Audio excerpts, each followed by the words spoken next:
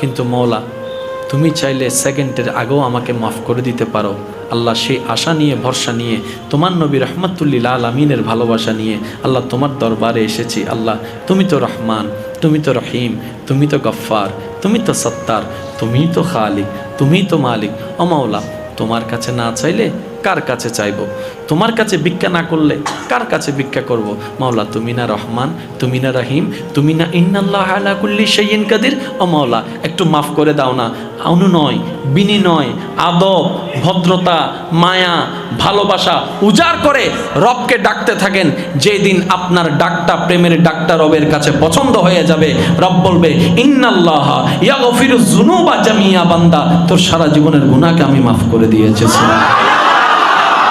এবার যখন মোবাইলটা রাখার টাইম হবে তখন রবের দরবারে তওবার মাধ্যমে হাজিরি দিবেন আর মন থেকে বলবেন মওলা গভীর রাত, অনেকেই ঘুমায় গিয়েছে, কয়েকজন হয়তো জেগে আছে, আমি তোমার দরবারে হাজিরা দিতে আসছি মওলা, তোমার গোলাম এসেছি, তোমার বান্দা এসেছি, আল্লাহ তোমার দয়া নিতে এসেছি। আল্লাহ আমি জানি তোমাকে আল্লাহ বলে ডাকার মতো পবিত্র জবান আমার কাছে নেই, আমি হারিয়ে ফেলেছি।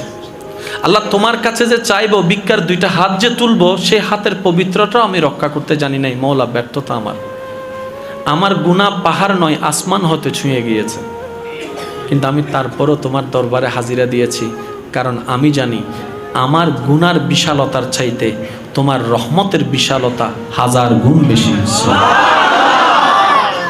আমি যদি গুনাহকে মাফ করার জন্য একটা গুনার পরিবর্তে একটা সওয়াবের কাজ করতে থাকি, আমার 1000 বছর লেগে যাবে, আমি এত গুনাহ করেছি। এবার একটু কল্পনা করে দেখেন, আপনি এই আমলটা যদি মরণ পর্যন্ত 50 বার করার সুযোগ পান, 50 বারের মধ্যে যদি একবারের একটা তওবা কবুল হয়ে যায়,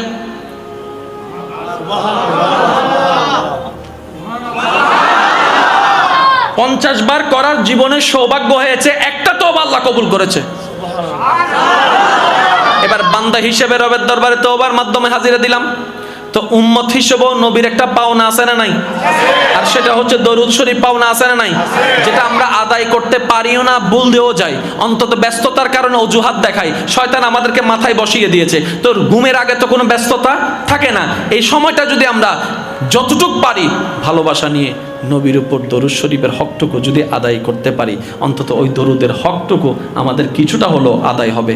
আল্লাহ পাক আমল করার তৌফিক দান করুন। রব্বে করিম, তোমার নবী রাহমাতুল্লিল আলামিনের উম্মত তুমি আমাকে বানিয়েছো, ওই নবীকে তুমি হাবিবুল্লাহ বানিয়েছো, ওই নবীর দিকে তাকিয়ে আল্লাহ আমাকে মাফ করে দাও।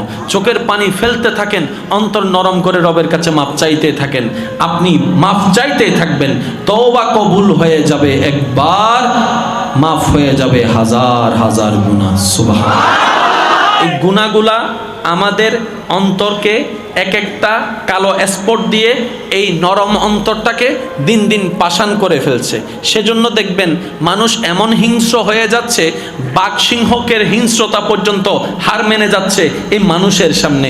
এমন ঘটনার নজির আপনার আমার হাজারো দেখা আছে, জানা আছে। কারণ এই গুনাহ করতে করতে এই ভালোবাসার অন্তর এখন ঘৃণার অন্তর হয়ে গিয়েছে, ওই মোমের অন্তর এখন পাথরের অন্তর হয়ে যাচ্ছে, যেটার কারণে পারিবারিক ঝামেলা, সাংসারিক ঝামেলা সব কিছু দেখা যাচ্ছে।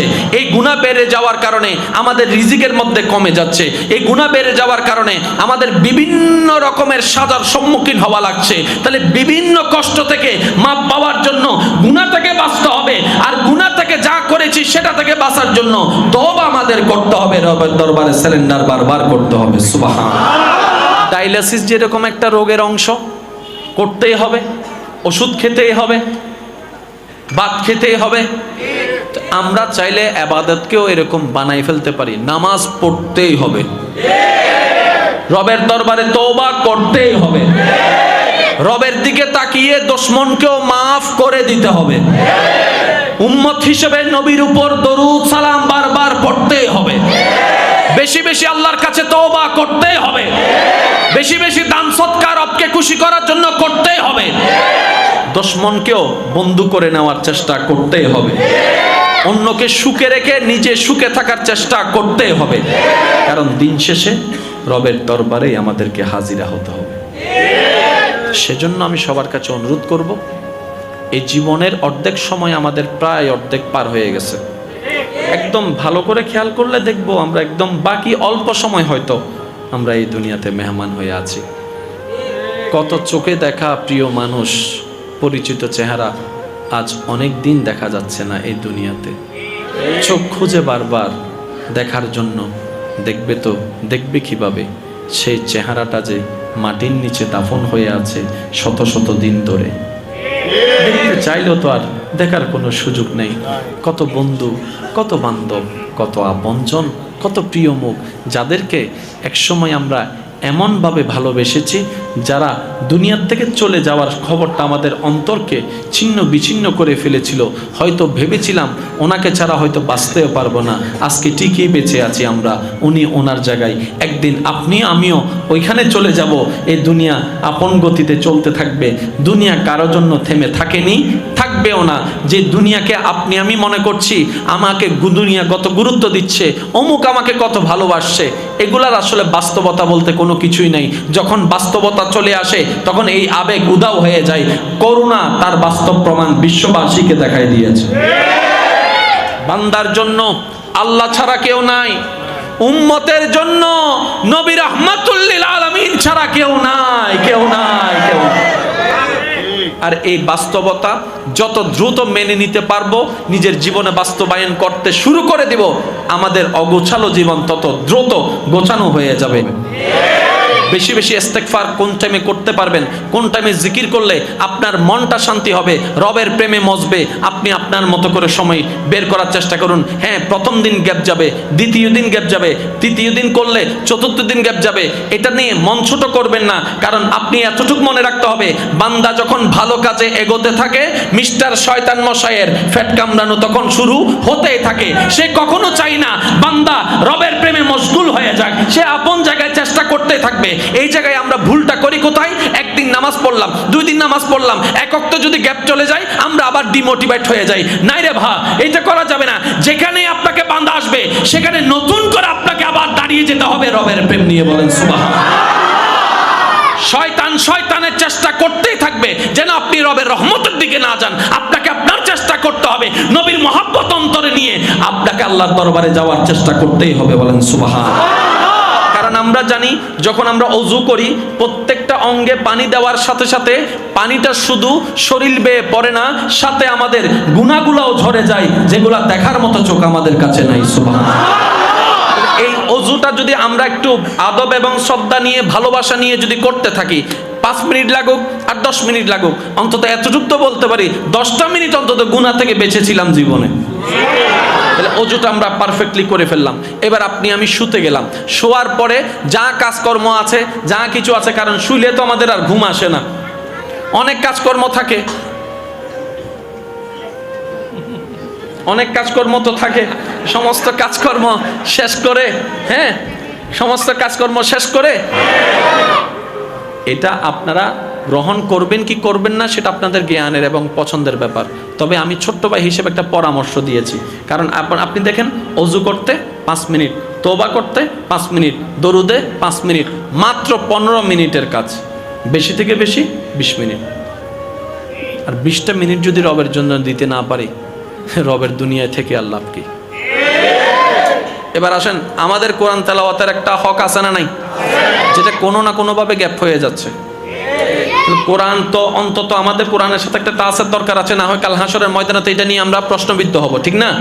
সবাই তো আর হাফেজে কোরআন না, সবাই তো আর হাফেজে কোরআন না। সেক্ষেত্রে আমি সবার কাছে অনুরোধ করব, অন্তত রাত্রেবেলা ঘুমানোর আগে আপনার মোবাইল থেকে আপনি সাধ্য মোতাবেক সূরা ইয়াসিন, সূরা রহমানটা প্লে করে শুনবেন, বড় সূরার মধ্যে। আচ্ছা, তো পড়ার একটা হক আছে না? এত বড় সূরা তো আপনাকে পড়তে গেলে শয়তান তো একটু লাড়বে, ঘুম আসতেছে। একটা কাজ করেন না, কুল হুয়াল্লাহু আহাদ 3 বার পড়ে ফেলেন। কুল হুয়াল্লাহু 3 বার পড়ে ফেলেন, পড়তে তো বেশিক্ষণ লাগবে না। অন্তত আপনার ডেইলি আমলনামার খাতায় কোরআন তেলাওয়াতের সওয়াব হবে, কোরআন শোনারও সওয়াব হবে। সুবহানাল্লাহ। আমি শুধু এতটুকু বলতে চাচ্ছি, আমার ইমানি ভাই বোনদের কাছে এতটুকু প্রেজেন্ট করতে চাচ্ছি, আমাদের যেহেতু রবের কাছে যাওয়া ছাড়া দ্বিতীয় কোনো উপায় নাই, তাহলে আমাদেরকে একটু জীবনের গাড়িতে ব্রেক লাগাতেই হবে, এছাড়া দ্বিতীয় কোনো উপায়। কারণ সবাই চলে গিয়েছে, আমরাও চলে যাব। আল্লাহ পাক আমাদের যাওয়াটা যেন আল্লাহর পছন্দের যাওয়া হয়, আল্লাহর পছন্দ মতো যাওয়া হয়, এরকম একটা যাওয়া যেন আমাদের নসিব হয়। আল্লাহ আমাদের সবাইকে তৌফিক দান করুক, আমিন। যতই ব্যস্ততা থাকুক ফাঁকে ফাঁকে নামাজটা আদায় করে নেবেন, নামাজ ছাড়বেন না। আর নামাজ মানি সওয়াব নয়, এই কথাটা একটু ক্লিয়ার রাখবেন। নামাজ মানি শুধু পরকালীন মুক্তির সওয়াবের নাম নয়। নামাজ এমন একটা স্ট্যান্ডার্ড লেভেলের ইবাদত যেটা বান্দার অগোছালো জীবনকে পর্যন্ত গোছানো বানায় দেয়। বান্দার অগোছানো জীবনকে গোছানো বানায় দেয় নামাজ।